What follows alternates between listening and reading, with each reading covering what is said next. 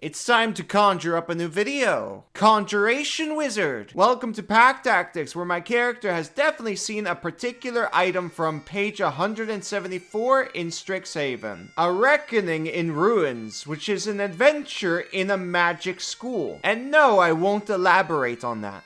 You can tell me in the comments what it is. It's your D&D homework. Find out what it is. Believe it or not, we're already heading to dangerous territory actually. So to lighten the mood, let's talk about positive territories. So let's go to Scotland. This video's back to the video. Minor conjuration. The assumptions are taken all over the place with this feature. Let's just read it first. Starting at 2nd level, when you select the school, you can use your action to conjure up an inanimate object in your hand or on the ground in an unoccupied space that you can see within 10 feet of you. This object can be no larger than 3 feet on a side and weigh no more than 10 pounds. And its form must be that of a non-magical object that you have seen. The object is visibly magical, radiating dim light out to 5 feet. The object disappears after 1 hour, when you use this feature again, or it takes or deals any damage. There's a lot you can do with this feature. Maybe make a costly spell component, or potentially a key for a door that you saw on a guard, or maybe a quill so you can write about how you want to go on a date with a character from Raid Shadow Legends.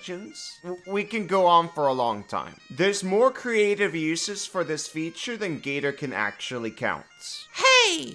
I can count very far! If you say so, Gator. Anyways, I think this feature can be really cool. Creative features is always fun. However, there's a massive elephant in the room, and this is the part where I need to be careful. When talking about features and stuff, there's a sort of line that needs to be drawn so that talking about them remains valuable, as not everything can be reasonable. Like, I don't want genie warlocks to create the Ring of 3 Wishes in my games, for example. Shenanigans is fun to talk about, and I've made a lot of shorts about stuff like that. But this feature is on another level completely. It's a motherlode, in fact.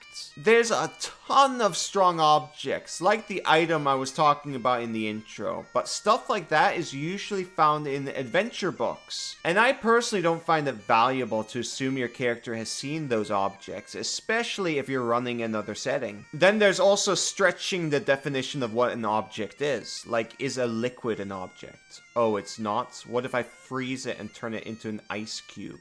Then it's an object, right? Then from there, I just melt the ice. Oh, my character has seen this frozen object in a poisoner shop.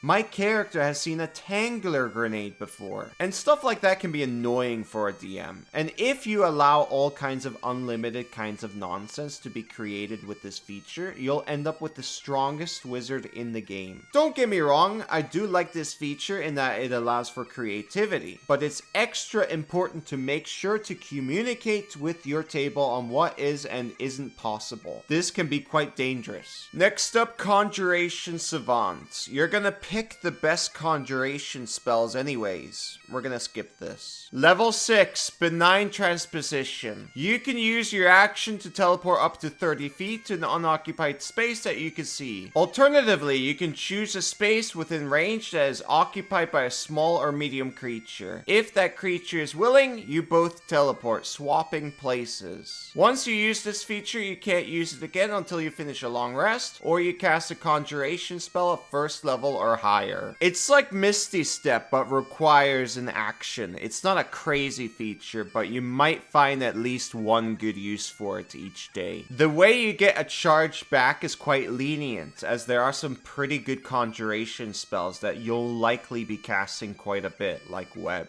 The swapping part isn't that good, just teleport out like a normal wizard. If there's a melee martial in your party and you're already in melee, then I guess you can swap. Next feature, Focus Conjuration. Beginning at 10th level, while you are concentrating on a conjuration spell, your concentration can't be broken as a result of taking damage. Whatever you do, do not get me wrong, this is a very good feature. Very good. However, at 10th level, you likely should already have 1 or 2 ways to protect your concentration, like Warcaster or proficiency in Constitution saving throws. And if you have those, that in itself makes this feature not so beneficial, but it does help a little bit, and I definitely appreciate not having to roll those saves while concentrating on web or black tentacles. Capstone, durable summons. Starting at 14th level, any creature that you summon or create with a conjuration spell has 30 temporary hit points. This only really helps when casting Summon Greater Demon or potentially Conjure Elemental. Wizards simply don't have that many good conjuration spells with summons. Tasha's did introduce a lot of new ones, but they're bad. And having 30 temporary hit points isn't really gonna change that.